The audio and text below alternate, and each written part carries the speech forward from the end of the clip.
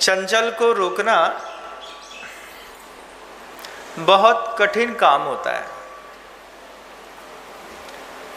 पूछा चंचल क्या है?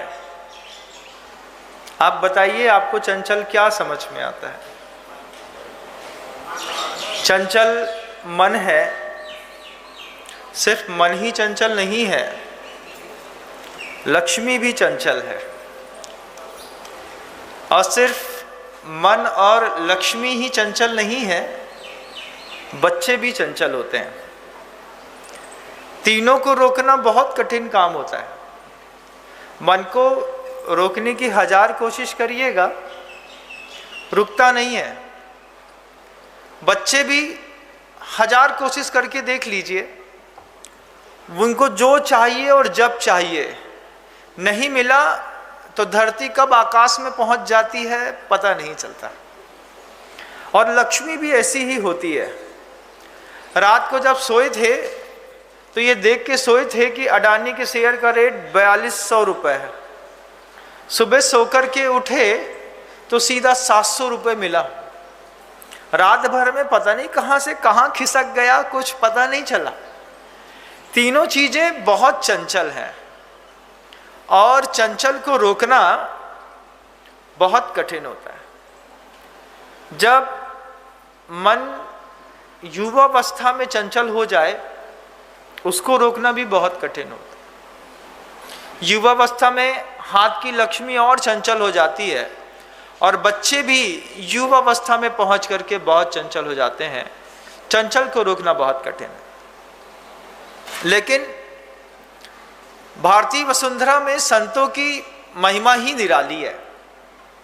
संत को मिलने के बाद वाल्मीकि डाकू जैसा व्यक्ति ऋषि बन जाता है। चिलाती जैसा महाव्यसनी स्त्री लंपट सिद्धालय में पहुंच जाता है। चारुदत्त जैसा व्यक्ति जो पाखाने में जिसको विक्षिप्त करके छोड़ दिया जाता है, वो भी संतों की कृपा से कहां पहुंच जाते हैं। और अधिक तो मैं क्या कहूं, अपने जीवन को खुद टटोल लीजिएगा। जब मुनि महाराज की आप प्रवचन और देशना नहीं सुनते थे तब कैसे थे और आज कैसे हैं। अपने आप को दूर मत, अपने आप को स्वयं देखिएगा कि संतों की कृपा से कैसा गजब का बदलाव होता है। अभी यशोधर चरित्र का कुछ लोगों ने मिलकर के जब ऑनलाइन एग्जाम लिया, करीब 2000 से ऊपर लोगों ने एक साथ संकल्पी हिंसा का त्याग के साथ ऑनलाइन एग्जाम पे यशोधर चरित्र को खूब अच्छे से सुना और सुन करके गंभीरता पूर्वक जब उसके उत्तर निकले तो कई लोगों के जीवन की दशा बदल गई।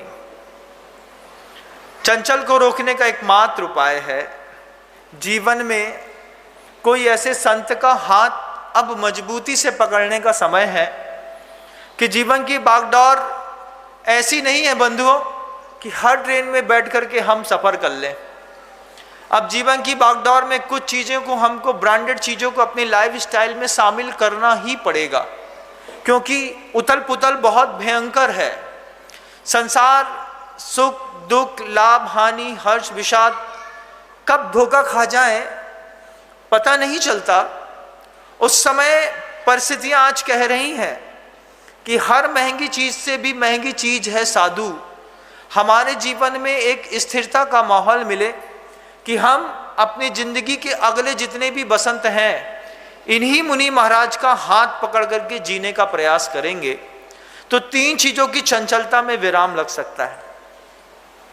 मन की चंचलता में भी विराम लग सकता है, लक्ष्मी की चंचलता में भी विराम लग सकता है और बच्चों की चंचलता में भी विराम लग सकता है। बशर्ते हमको निश्चित करना होगा कि कौन से साधु का हाथ पकड़ करके जीवन के 40 बसंत अब जीने हैं। किसी के जीवन के 40 बचे हैं, किसी के 4 और किसी के तो सिर्फ 4 महीने बचे हुए हैं।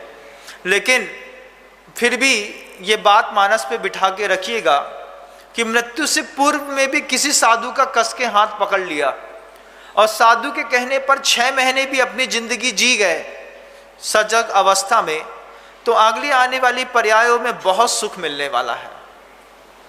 ऐसा ही हुआ हमारे साथ। एक बार क्या हुआ कि वैसे तो मुझे सपने बहुत कम आते हैं, शाम को जब रात्रि में विश्राम करता हूँ तो कब नींद लगती है और कब खुलती है दोनों पता नहीं चलती। अगर घड़ी बगल में ना हो तो ये तो बिल्कुल भी पता नहीं चलता है कि नींद खुली कितने बजे। फिर भी 1:30 पौने 2 बजे के बाद शरीर सोने के लिए मना करने लगता है। मैंने अपने साथ हुआ कि एक बार पूज्य गुरुवर का पवित्रतम उपदेश सुन रहा था और सुनते सुनते जब पूज्य गुरुवर समव शरण की चर्चा कर रहे थे तो 1 पौन घंटे तक गुरुवर के समव शरण और तीर्थंकर भगवान महावीर स्वामी के निर्वाण कल्याणक का वह उपदेश था। उनके प्रवचन सुना। उस दिन गुरुवर का बड़ा मार्मिक संबोधन था। उद्बोधन में गुरुवर ने ऐसी कोमलता भरी बात से उनके आंख से आंसू निकल आए। कहा समव शरण के व्याख्यान करने के बाद कि भगवान आपको तो निर्वाण हो गया, हम अभी भी इस संसार में फंसे हैं, हमें कब होगा। वो भावुकता वाला उद्बोधन सुनकर के जब रात्रि में निद्रा आई तो निद्रा में मुझे समव शरण दिखाई दे गया। अब निद्रा में जब समव शरण देखा बड़ा अद्भुत है। हकीकत कुछ और होती है और नींद में ख्वाब पता नहीं कैसे कैसे तरीके के आते हैं। पहली बार अपने आप को समव शरण के बीच में जहां भगवान महावीर बैठे रहते हैं उधर पे मैंने अपने आप को खुद बैठा हुआ देखा।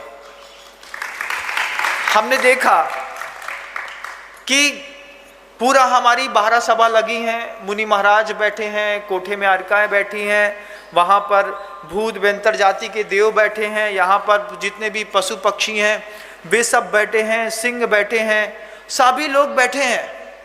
मैं समव शरण के बीच में चुपचाप ऐसा बैठा हूँ और इंतजार कर रहा हूँ कि कोई भव्य आएगा, उस भव्य के निमित्त से देशना दूंगा।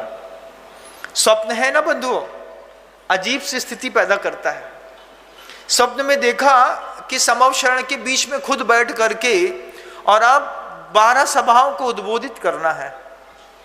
स्वप्न चलता रहा बहुत देर तक। स्वप्न में पता नहीं क्या क्या देखा, पूरा वैभव देखा। 20,000 सोने की सीढ़ियां देखी, 12 कोट देखे, मणिमय रत्न देखे, वापिकाएं देखी, जिन मंदिर देखे, जिनालय देखे, केवल ज्ञानी देखे, आरिकाएं देखी, श्रावक देखा, वहां पे सब कुछ दिखा।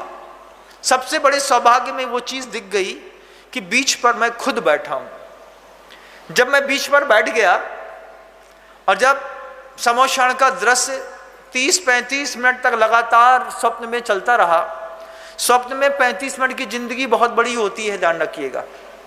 हकीकत में 35 मिनट रमी खेलते हुए, जुआ खेलते हुए, गपशप गॉसिप करते हुए, टीवी सीरियल्स देखते हुए कब निकल जाते हैं पता नहीं चलता। लेकिन जब आप सपनों में 35 मिनट अगर आपने स्वप्न देख लिया है तो ये समझिएगा कि जिंदगी के 50-60 साल एक साथ जी लिए। कब वो एक एक सेकेंड में छोटे से बड़ा, बड़े से और बड़ा, बड़े से और बड़ा, बड़े से और बड़ा होते चले जाते हैं। और जिंदगी में जैसे इमोशंस हमको लाइफ में रियलिटी में क्रिएट होते हैं, सेम इमोशंस आपको स्वप्न में भी क्रिएट होते हैं। 30-35 मिनट तक जब स्वप्न देख लिया, स्वप्न में खूब डूब गया और जब धीरे से आंख खुली और आंख खुलने पर जब अपने शरीर पर खुद के हाथ गया तब अपने भिखारीपन का एहसास हुआ। तब लगा कि समव शरण तो बहुत समृद्ध होता है और हम बहुत ही ज़्यादा दरिद्र मानसिकता वाले लोग हैं। आँख खुली, उठ करके बैठ करके देखा। मैंने कहा पीछे कमंडलू है, साथ में दिगंबर मुद्रा भी है। आज स्वप्न बहुत गहरा आया और समव शरण आया। फिर जागृत अवस्था में जब प्रतिक्रमण इत्यादि कर लिया, उसके बाद चिंतन की धारा अपनी स्थिति पे दौड़ बैठी। मैंने देखा जब जागृत अवस्था में समाइक पे बैठा, समाइक पे बैठ करके वो जो चिंतन की धारा बह निकली, वो चिंतन की धारा आपकी भी कभी निकलना चाहिए। मैं समाइक में जब बैठा तो मैंने बैठ करके सोचा कि कितना पवित्र होता है समव शरण। उस समव शरण में जहाँ पे दुनिया में किसी को किसी से किसी प्रकार का, 3 विशेषण, किसी को किसी से किसी भी प्रकार का भय नहीं होता। समव शरण में किसी को किसी से किसी भी प्रकार का भय नहीं होता। अपने आप को सोचता रहा कि तुम सोचो एक बार आंख बंद करके, तुमसे कितने सारे लोग दुनिया के भयभीत हैं। जब मैंने देखा कि कितने सारे लोग मुझसे भयभीत हैं, जब मैंने देखा कि कितने सारे जीवों की मुझसे हिंसा हो जाती है, कितने सारे लोग मुझसे बात करने से पहले डरते हैं, जब मैंने देखा कि कितने सारे लोग मेरे सामने नहीं आते हैं, मुंह छुपाते हैं और कहीं से कहीं चले जाते हैं, तब मुझे अपनी उस कमी का एहसास हुआ कि अगर एक समृद्ध व्यक्ति को समव शरण लगाना है तो सबसे पहले अपने पास में आने वाले प्रत्येक व्यक्ति को भयमुक्त करना होगा। जब हम अपने सामने रहने वाले व्यक्ति को भयमुक्त कर पाए, जब हम अपने नीचे रहने वाले 12 सभाएं लगी थी, उन 12 सभाओं के ऊपर बैठा था मैं अपने स्वप्न में। आप कभी सोचिएगा, घर के अंदर जो आप मालिक बन करके बैठे हैं, आप अपने घर को एक समव शरण का रूप दे करके एक बार सोचिए, एक बार सोचिए समव शरण का रूप दे दिया है। अब समव शरण के नीचे मान लीजिए आप ही महावीर की सत्ता को लेकर के ऊपर बैठे हैं, तो एक सोचिए कि एक समृद्ध समव शरण अगर आपने अपने घर में लगाया है तो उस समव शरण की खूबसूरती क्या होनी चाहिए। समव शरण की खूबसूरती होनी चाहिए हमारे घर के अंदर के समव शरण की, कि हमारे घर के अंदर के व्यक्ति को, किसी भी व्यक्ति को हमारे रहते पाप करने का भाव पैदा ना हो। घर के अंदर हमारे रहते किसी के अंदर पाप करने का भाव पैदा हो गया, तुम्हारा समव शरण लगाना व्यर्थ है। अभी तो अपनी साधना और ऊंची करनी पड़ेगी हमको। स्वप्न की चीजों को हकीकत में जी करके अपने जीवन के सौंदर्य को थोड़ा और विकसित करने का प्रयास करिए। कभी सोचिए कि हमारे समव शरण में, आप घर के मालिक हैं ना, आप घर के बड़े हैं, बुजुर्ग हैं, आपकी उम्र 60 साल 65 साल 70 साल की है।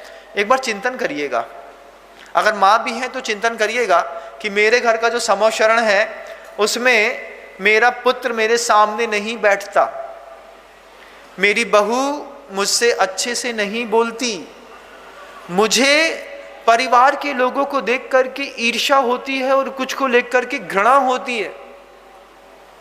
क्या समव शरण में किसी को किसी से ईर्ष्या होती है? कोई किसी से घृणा करता है? क्या किसी को देख करके दुराभाव पैदा होता है? नहीं होता। और हम तो ये भी नहीं कह रहे हैं कि समव शरण आप चौराहे में लगाइए, हम तो ये कह रहे हैं कि जिन लोगों के बीच में रहते हैं उन लोगों के मुखिया बनकर के अगर आप कर्तव्य का निर्वहन कर रहे हैं तो एक बार अपने अंतर्मन में आंख बंद करके टटोल के अपने आप से पूछिएगा, क्या मेरे नीचे रहने वाले लोगों से मुझे ईर्ष्या होती है? क्या नीचे रहने वाले लोगों से देख करके मुझे घृणा का भाव होता है? क्या नीचे रहने वाला व्यक्ति मुझसे नजरें छिपाता है? क्या कोई व्यक्ति मुझे देखना नहीं चाहता? घर के अंदर कुछ लोग ऐसे होंगे जो अपने पिता की ही सूरत नहीं देखना चाहते। अपने घर के समव शरण को अपने विचारों के साथ थोड़ा व्यवस्थित करने का प्रयास करिएगा। घर स्वर्ग से कम नहीं लगेगा। अभी हमने स्वर्ग को, अपने घर को जो है वो कर्मस्थली न बना करके नरकस्थली बना लिया कि नरक में जितने दुख होते हैं, सुबह से लेकर शाम तक किसी ना किसी दुख का अनुभव हमको हमारे घर के अंदर कोई ना कोई करा देता है। नरक के अंदर पीड़ा होती है, शाब्दिक पीड़ा होती है, तू मैं होती है, हिंसा होती है, मारपीट होती है, एक दूसरे का बलात् होता है। उन सब चीज़ों के घर का कोई सदस्य जब हमको ही अनुभूति करा दे, तब ये समझिएगा कि हम कितने अधूरे और अछूते हो गए। हमारे प्रभु का समव शरण कितना पवित्र था कि उस पवित्र समव शरण में लड़ते हुए शेर और सियार पहुंच गए, सिंह गाय के पीछे सिंह पहुंच गया, और वहां पर बैठ करके समव शरण का ये अद्भुत प्रभाव लगा कि गाय की पूंछ के बाल उलझ गए थे, सिंह अपनी जीभ से गाय के पूंछ के बालों को सुलझाने में लगा है। तब जाकर के हमारा वह समव शरण सार्थक होता है। बंधुओं, हम अपने घरों की ओर भी झांक करके एक बार देखें कि हमने अपने घरों के अंदर ऐसी कैसी व्यवस्था बना दी है कि हम चाहें कि हम सब मिल करके रात को 9 बजे एक साथ बैठ लें और मुस्कुरा करके एक दूसरे का चेहरा देख लें। बड़े सौभाग्य की बात होती है बंधुओं, घर के अंदर मुस्कुरा करके एक दूसरे का लोग चेहरा देखना तक पसंद नहीं करते। बुरा तो तब लगता है जब बच्चा होकर के अपने आप को बाप समझता है। पिता हैं लेकिन पिता की इज्जत नहीं करते, माँ की प्रतिष्ठा धूमिल करते हैं, साथ में रहना नहीं, साथ में बोलना नहीं, साथ में सुनना नहीं, साथ में सोना नहीं, साथ में किसी प्रकार का वार्तालाप नहीं, किसी भी प्रकार की सहयोग की भावना नहीं, और रहना एक ही घर में है, एक ही किसी भी टंकी का गल्ला निकलता होगा, एक ही गेहूं खाते, एक ही दाल खाते, एक ही सब्जी खाते, एक ही कढ़ैया में सब बनता, लेकिन उसके बाद भी विचारों में कितना वैमनस्य है। हम अपने यहाँ का समवशरण लगाने में कितना फीके पड़ गए।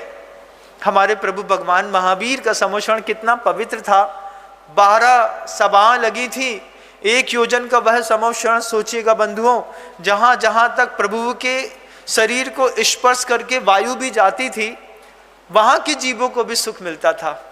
हम बहुत अधूरे हो गए, हम किसी को सुख न दे सके। हम भी इस बात को बार बार सोचते हैं। दुनिया भर से लोग रोज खिंचे चले आते हैं, रोज कोई ना कोई बहन, कोई ना कोई भाई, कोई ना कोई पिता की उम्र का व्यक्ति मेरे सामने आकर के खड़ा होता है। जब वो मेरे बिल्कुल करीब खड़ा होता है तो बस एक ही चीज सोचता हूँ कि मेरे समवशरण में आया है, इसको मैं सुख दे पाऊंगा कि नहीं दे पाऊंगा। और अगर कभी भी शाम होते होते इस बात का अफसोस जब मेरे मानस पे होता है कि आज कुछ आत्माएं ऐसी आई थी बहुत दूर से कष्ट सह करके, और मैं उनको सुख न दे पाया, अपने अंदर का मेरा अपराध बोध चरम पर होता है बंधुओं। मैं हमेशा सोचता हूँ कि अजितनाथ भगवान के दरबार में कोई अजितनाथ भगवान को देखने आए या मुझे सुनने या समझ में आए, मैं उसको हृदय की गहराइयों से अंतस्थल तक संतुष्ट कर सकूं, भरसक प्रयास करता हूं, लेकिन उसके बाद भी कभी कभी चूक जाता हूं। कभी कभी जनता ज़्यादा होती है, जिसको जैसा समय देना पड़ता है चाहिए नहीं दे न पाता हूं, कभी भावनाओं को नहीं देख पाता हूं, स्वयं में अपने आप को अपराधी महसूस करता हूं। स्वयं में आप भी अपने घर के अंदर अपने आप को एक बार अपराधी जरूर महसूस करिएगा।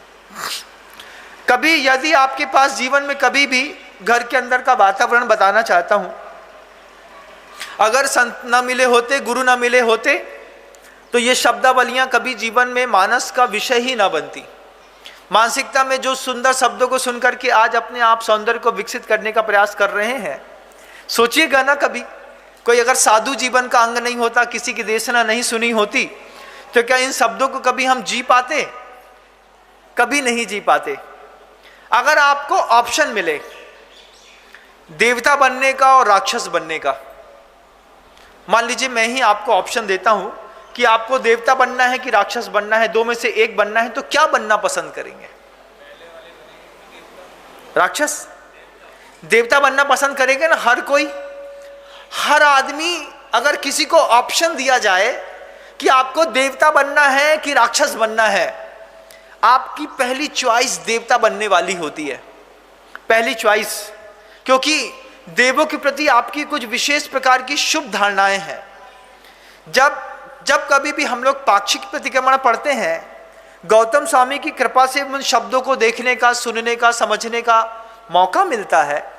उस मौके मिले हुए शब्दों में देवता बनने के और राक्षस बनने के दोनों के ऑप्शन दिए हैं हम लोगों को। दोनों के ऑप्शन देकर के भगवंत गौतम स्वामी ने कहा है कि तुम्हें देवता बनना है तो ये करो, राक्षस बनना है तो ये लोग करते हैं। तुम्हें देवता बनना है तो ये करो, जिनको राक्षस बनना है उनकी जीवन शैली में ये बातें शामिल हैं।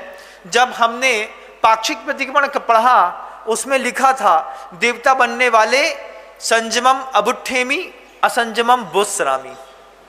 संयम को ग्रहण करते हैं और असंयम का त्याग कर देते हैं, तब जाकर के अंदर कोई देवता पैदा होता है। आप देवता बनना तो चाहते हैं, क्या संयमी जीवन भी जीना चाहते हैं कि नहीं? हाथ में पैमाना हो, उसमें 2.5 पैक की शराब हो, मुख में राजश्री का गुटखा हो, पैकेट में एक कैपिस्टन का सिगरेट का पैकेट हो, और अंदर से भावना हो देवता बनने की। ऐसा कभी होता है क्या? है? मान लीजिए हमारे हाथ में रोज सुबह शांति धारा का कलश हो, लेकिन शाम को 7:30 बजे फिक्स होटल में फिक्स टेबल पर फिक्स ब्रांड की शराब हाथ पे आ जाती हो और भावना हो अंदर से देवता बनने की, ऐसा कभी हुआ है? आचार्य गौतम भगवंत कहते हैं कि अगर तुम्हें देवता बनने की तुम्हारे अंदर भावना है, जिंदगी में अभी ऑप्शन मिला है आपको, आपके पास ऑप्शन है, देवता बनना है कि राक्षस बनना है। आपने पहली बार में बीट किया है मुझे देवता बनना है, तो अगर देवता बनना है तो फिर वहां पर आचार्य भगवंत हम लोगों से कह रहे हैं कि देवता बनना है तो संयमम अबुट्ठेमी असंयमम बोत्सरामी। संयम को ग्रहण करो, असंयम को छोड़ दो। सगंथम बोत्सरामी निगंथम अबुट्ठेमी। ग्रंथि को मैं त्याग करता हूं, गांठ मन की हो या तन की या धन की, मैं छोड़ूंगा, तब जाकर के अपने परिवार में, अपनी समाज में, अपने गुरु के सामने देवता जैसा दिखाई दूंगा। घर के अंदर धन की गांठ नहीं खुलती, घर के अंदर मन की गांठें भी नहीं खुलती, घर के अंदर तन की गांठें खोलना भी बड़ा कठिन हो गया है। अब सोचिएगा ना, बनना तो चाहते हैं देवता, लेकिन देवता बनने का सूत्र है सगंथम बोत्सरामी निगंथम अबुट्ठेमी। आचार्यों ने कहा कि निर्ग्रंथ पने को स्वीकार करो। दिगंबर रूप जरूरी नहीं है कि कपड़े उतारने पर ही होता हो। भावनाओं का सरल व्यक्ति भी दिगंबर कहलाता है बंधुओं। क्या भावनाओं की सरलता हमको हमारे परिवार के बीच में जीने के लिए प्रेरणा देती है? परिवार के बीच में जिसके हाथ के बिले पराठे को खाते हैं और उसी के बारे में जब हम बुरा सोचते हैं, तो क्या मन की गांठ अंदर जाते हुए जो भोजन है उसमें सौंदर्य पैदा कर पाएगी? पता नहीं कहाँ मिला दो, पता नहीं कैसे हाथ हते, पता नहीं पानी छानो कि नहीं छानो, पता नहीं सब्जी में कैसो भैया जे तो बदला लेबे के लाने रोटी खिला रहे। नरक में होता है ऐसा, नरक में होता है कि जिसके हाथ का खाते हैं जो होता है उसी के बारे में बुरा सोचते हैं। हम क्या नरक में जाने के लिए पूर्व भूमिका जैसे नेट प्रैक्टिस होती है, क्या घर के अंदर इस तरीके की कोई प्रैक्टिस कर रहे हैं क्या? जिसके हाथ का भोजन खाते हैं संकल्प कर लें कम से कम एक दिन तो उसके बारे में अच्छा सोचेंगे। सुबह माँ खिलाती थी, आज चाची ने खिला दिया। अगर चाची ने खिला दिया तो कसम खा लो इस बात का कि आज चाची के हाथ का भोजन खाया है, कम से कम एक दिन तो अपनी चाची के बारे में बुरा नहीं कहूँगा, एक दिन अपनी बहन के बारे में बुरा नहीं कहूँगा, एक दिन अपनी ताई के बारे में बुरा नहीं कहूँगा, एक दिन अपनी दादी के बारे में बुरा नहीं सोचूंगा, नहीं कहूँगा। आपके जीवन के अंदर भी घर के अंदर थोड़ा थोड़ा समोषण जैसा माहौल बनने लगेगा। समोषण लगाना अलग बात, समोषण का माहौल बनाना दूसरी बात होती है बंधुओं। शराबियों के, कबाबियों के माहौल तो इशारे तक में बन जाते हैं।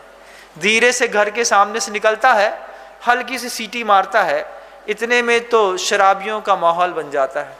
लेकिन पुजारियों के माहौल बनाने के लिए भगवान महावीर स्वामी तक को दिन में 7-7, 8-8, 12-12 घंटे देशना देनी पड़ी।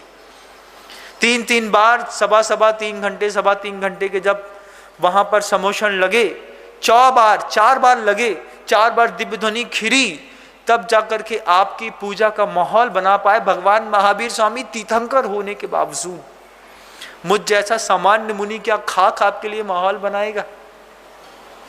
लेकिन उसके बाद भी अंतर्मन कहता है कि वो बात सुनिए, बनना तो चाहते हैं, ऑप्शन है लाइफ का कि देवता बनना चाहते हैं कि राक्षस बनना चाहते हैं, तो उनकी जीवन शैलियां अलग हैं, देवता की जीवन शैलियां अलग हैं। संयमम अबुट्ठेमी निगंथम अबुट्ठेमी अलोचम बोत्सरामी लोचम अबुट्ठेमी। कोई मुझे छीले ये तो स्वीकार है, लेकिन मैं किसी को अपने परिवार में नहीं छीलूंगा। लोचम, लोच करना पड़ता है ना, तो उसमें कहा है देवता बनने के लिए बाल उखाड़ने पड़ते हैं अपने सिर के, अपने हाथ से। लोचम अबुट्ठेमी अलोचम बोत्सरामी। तो जहां पर बाल छीलने पड़ते हैं साधक गणों को, मुनि गणों को, आप अपने अंदर संकल्प कर लीजिए कि मुझे मेरे घर में कोई छीलेगा कोई बात नहीं, लेकिन मैं अपने आप को और अपने परिवार के लोगों को, दोनों को नहीं छीलूंगा। कई बार ऐसा होता है कि परिवार के लोग छीलते हैं तो हम छिल जाते हैं, लेकिन अपने प्रति धारणाएं अच्छी होती हैं। कई बार अच्छे लोगों के बीच में भी हम स्वयं का लोच करना शुरू कर देते हैं। हमने जीवन में कुछ नहीं किया, हमारा कुछ नहीं हो सकता, हम कुछ नहीं कर पाएंगे। ये डिप्रेशन जोन में जाने वाले जो बच्चे होते हैं या बड़े होते हैं, ये अपने आप के साथ हिंसा करते हैं। स्वयं की हिंसा भी जैन दर्शन में वर्ज्य है बंधु, इस बात का ध्यान रखिएगा। जब आप चींटी और चीटा की रक्षा करते हैं, लेकिन अपने भावों की रक्षा करने में जब हम असक्षम हो जाते हैं, स्वयं के साथ की गई हिंसा भी प्रभुवर महावीर भगवंत को बर्दाश्त नहीं है। कभी पाक्षिक प्रतिक्रमण को गौर से पढ़िएगा, उसमें वो पद को निकालने की कोशिश करिएगा जहां पर बोस्रामी अबुठेमी बोस्रामी अबुठेमी बोस्रामी अबुठेमी कहते कहते एक दो शब्द नहीं 80 से ज्यादा शब्दों को आचार्य गौतम भगवंत ने वहां पर रखा और हमें देशना देकर के सुधारने के लिए कह करके चले गए कि जीवन में जब भी सौंदर्य विकसित करना होगा, करना चाहते हैं तो इन्हीं चीजों के माध्यम से करना पड़ेगा। लेकिन हमारी परिस्थिति ऐसी हो गई है कि हम शब्दों से जीवन का समाधान चाहते हैं। क्या शब्दों से कभी जीवन का समाधान मिला है? अच्छी अच्छी बातें कह दो, अच्छी अच्छी बातें सुना दो, अच्छी अच्छी बातों का व्याख्यान कर दो, लेकिन ना हम रात में आलू प्याज छोड़ेंगे, ना हिंसा करना छोड़ेंगे, ना झूठ बोलना छोड़ेंगे, कुछ भी नहीं करेंगे। शब्दों से कभी के जीवन में किसी के समाधान नहीं मिलता। बंधुओं, अध्यात्म जीवन में जो लोग प्रवेश कर गए हैं, अध्यात्म जीवन को जो लोग जीना चाहते हैं, वो सिर्फ शब्दों की खेल खेलते हैं मान लीजिए, तो भी मान के चलिएगा शब्दों से कभी किसी को समाधान नहीं मिलता। जब तक पैर में छाले और चेहरे में मुस्कुराहट एक साथ दिखाई ना दे, तब तक जीवन में अध्यात्म फलित नहीं होता। और अगर पैर में छाले और जीवन में चेहरे पे मुस्कुराहट देखना है, तो दमदमाता हुआ चेहरा सिर्फ एकमात्र गुरुदेव श्री विद्यासागर जी मुनि महाराज का आपको दिखाई देगा, आपको दिखाई देगा। मुझे याद है वो बात, जब हम लोग डिंडौरी से अमरकंटक जा रहे थे, रास्ते का मार्ग बन रहा था, गिट्टी के ऊपर 1.25 इंच की छोटी छोटी चूरी डाल दी गई थी। गुरुवर के पैर जबलपुर से डिंडौरी आते आते इतने कोमल पैर हैं गुरुवर के, छिल गए थे। वहाँ के एसपी थे परिहार साहब, बगल में चल रहे थे, अच्छी कदकाठी थी। गुरुवर से पूछते हैं, जब वो खुद चल बैठे गर्मियों में, पैदल चलते चलते जब पसीने से लथपथ हो गए, गुरुवर से कहते हैं कि इतने बड़े बड़े सेठिया पीछे चल रहे हैं, काहे को आप इतना कष्ट सहते हैं? इतना कष्ट कहने से क्या हो जाएगा? तब गुरुवर का बस एक ही जवाब था, हम लोग जब कमरों में बैठ करके जो पुस्तकें पढ़ते हैं, हम लोग कमरों में बैठ करके जो पुस्तकें पढ़ते हैं, वो पुस्तक उस तक पहुंचाने का जो साधन है, वो हमारे जीवन तक अंदर तक गई है कि नहीं गई। वो थ्योरिकल था, ये प्रैक्टिकल है। बिना प्रैक्टिकल के कभी भी थ्योरी वाली चीजें उपलब्ध नहीं होती। मैं प्रैक्टिकल करके देख रहा हूँ कि पैर में छाले बनने के बाद चेहरे पे मुस्कुराहट कैसी बनती है। कुंद कुंद भगवंत ने ग्रंथराज में लिख दिया, अगर हमने प्रयोग ना किया तो किताबें बेमानी हो जाएंगी। ऐसे सटीक जवाब दे करके जब एसपी महोदय को शांत किया और जब जाकर के बैठे और एसपी ने प्रणाम किया, बैठने पर देखा कि गुरुवर के पैर के तलुओं से रक्त छल छला रहा था। धीरे धीरे बहुत बारीक रक्त की बूंदें बाहर निकल आई थी। गुरुदेव मुस्कुरा करके जीवे प्रमाद जनता प्रचुरा प्रदोषा यस्मात् प्रतिक्रमणतः प्रलयम प्रयांति, ये सूत्र वाक्य पढ़ करके और प्रतिक्रमण में लग गए। एसपी की आंख से आंसू निकल आया।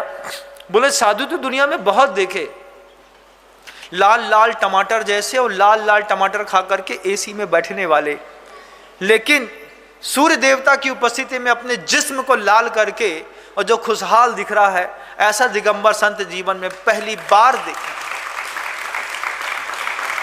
आप साधु नहीं बन पाएंगे, सबका पुण्य प्रबल नहीं होता, सबकी एक जैसी सामर्थ्य नहीं होती, सबके चारित्र मोहनी कर्म का ऐसा अद्भुत क्षयोपशम नहीं होता कि गुरुदेव के पास आकर के दीक्षित हो जाना। लेकिन उद्बोधन से सीखिएगा, हम भले साधु न बन पाए, अपने घर में रहने वाले 4, 5, 7 लोगों को, परिणामों को भी संभाल गए, तो अपने घर के महावीर तो आप जरूर कहलाने लगेंगे। बंधुओं, आप भगवान महावीर के स्वामी समोषण में कब पहुंचेंगे मैं कह नहीं सकता। देखा भी होगा, आंख से छूट गया होगा, दोबारा मनुष्य पर्याय में आकर के जीवन जी रहे हैं। लेकिन फिर भी कहना चाहता हूं कि अगर ऑप्शन 2 है देवता बनने का और राक्षस बनने का, और चॉइस पे अंतर मन में गहरा बैठा है ये बात कि हमें देवता ही बनना है, तो फिर संयम को घर के अंदर स्वीकार करिएगा। आचार्यों ने परिभाषाएं बहुत पवित्र लिखी हैं। जब लगे कि बच्चा व्यसनी होने लगा है, बच्चे के शरीर के वेग बढ़ने लगे हैं, माता पिता घर के अंदर ब्रह्मचर्य का पालन करके बच्चे को ऐसी शिक्षा देते हैं कि बच्चा कम से कम बाहर जाकर के किसी भी प्रकार का पाप करने में एक बार घबराता है। जब आप छने पानी का संकल्प घर के अंदर लेंगे ना बंधुओं, तब ये 15-17 साल की बच्चे जो आपके घर के अंदर बेटियां या बेटे दो भी हैं, ये दोनों जब बाहर जाकर के शराब पीने में थोड़ा सा हिचकिचाएंगे। अभी हम आरओ का खोलते हैं और पी लेते हैं, उनको बिल्कुल सब चीज़ नॉर्मल लगती है।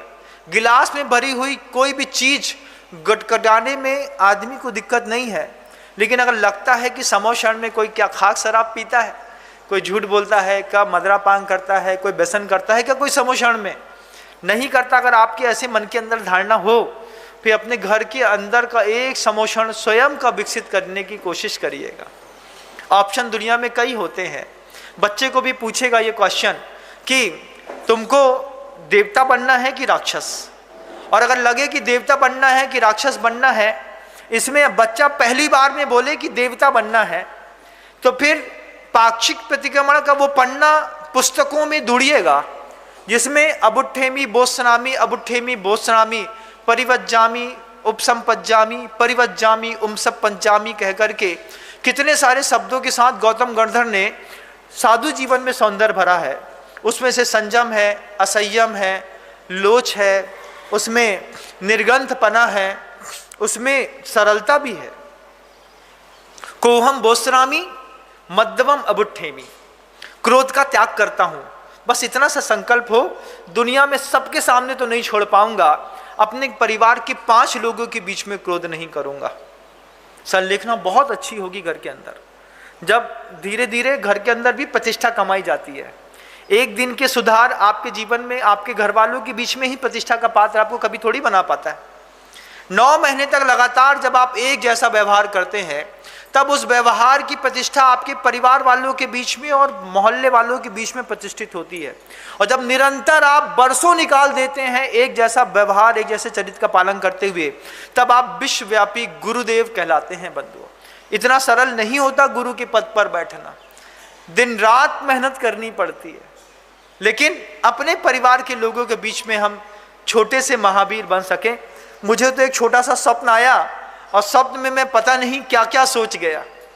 आपको एक स्वप्न के लिए प्रेरणा दे रहा हूं कि अपने अंतस में भी एक अपना समोक्षण लगाइएगा। उसमें देखिएगा मेरे आश्रित जितने भी लोग हैं सबको सुख मिलता है कि नहीं मिलता। मेरे आश्रित जितने लोग हैं उन लोगों का मेरे प्रति व्यवहार कैसा है, मेरा उनके प्रति व्यवहार कैसा है। मान लीजिए वो हमसे अच्छे से बात करते हैं, तो क्या हम उनसे अच्छे से बात करते हैं कि नहीं करते हैं। ऐसी कौन सी बात है, भगवान महावीर की देशना जो जीव बैठा था सबको अपनी अपनी भाषा में समझ में आती थी। मेरे संकेत मेरे परिवार के लोगों के प्रत्येक सदस्य को समझ में आते हैं कि नहीं आते हैं। सोचिएगा, बच्चों को भी बताइएगा इस बात के लिए कि बेटा महाराज कहते हैं 2 ऑप्शन है, देवता बनने का, राक्षस बनने का, तुम्हें क्या बनना है। वो बोले मुझे देवता बनना है, तो देवताओं की परिभाषा पाक्षिक प्रतिक्रमण में एक बार टटोलिएगा, मुझे बताइएगा। इसी बहाने मैं आप को पुस्तक तक पहुंचाने का प्रयास कर रहा हूं कि माँ जिनवाणी की वह भाषा भी कभी आप अपनी आंखों से देख पाएं जहां से मैं बोलने का प्रयास कर रहा हूं। आप अपनी आंखों से देखेंगे, एक बार स्वयं ऑब्जर्वेशन करेंगे, उसको पढ़ेंगे, उसकी हिंदी ढूंढेंगे, आपका ज्ञान का क्षयोपम भी बढ़ेगा और आपके चारित्र के ऊपर भी आपके विशुद्धि परिणाम जागृत होंगे। आप अपने जीवन को संवार पाएं। इन्हीं भावनाओं के साथ अपने शब्दों को आज विराम देता हूं, कल्पनाएं प्रयास करूंगा। गुरुदेव श्री विद्यासागर जी। जा वाणी के